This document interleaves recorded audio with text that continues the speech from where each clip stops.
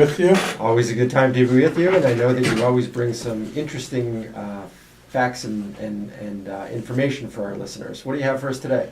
Well, I wanted to talk about an arbitration decision of the United States Supreme Court.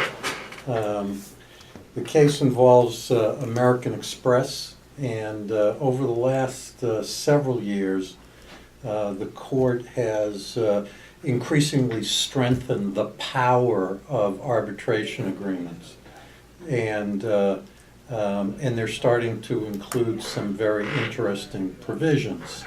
So, Give our listeners a little context on arbitration agreements. yes. Okay, well, parties can agree, companies can agree with other companies or with their customers that disputes will be decided in arbitration rather than litigation.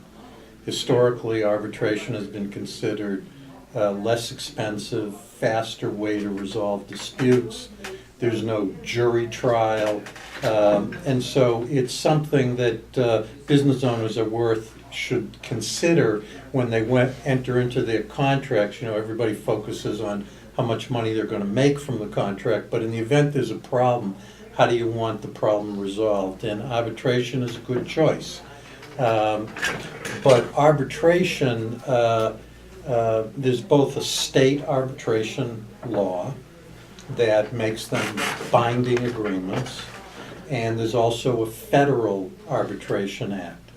So, but there is a lot of issues where it seems like the United States Supreme Court disagrees with the views of the Supreme Courts in various states on the power of arbitration clauses, and this is one where American Express insisted on its merchant agreements that cases be decided, disputes be decided in arbitration, and it prohibited class actions.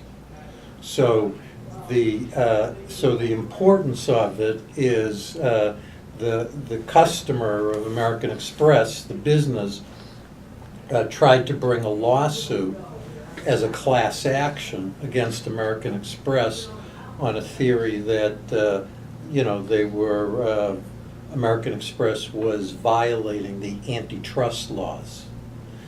And to prove an antitrust violation, it takes an economist and an economic report that's going to show that American Express, in this case, has a monopoly,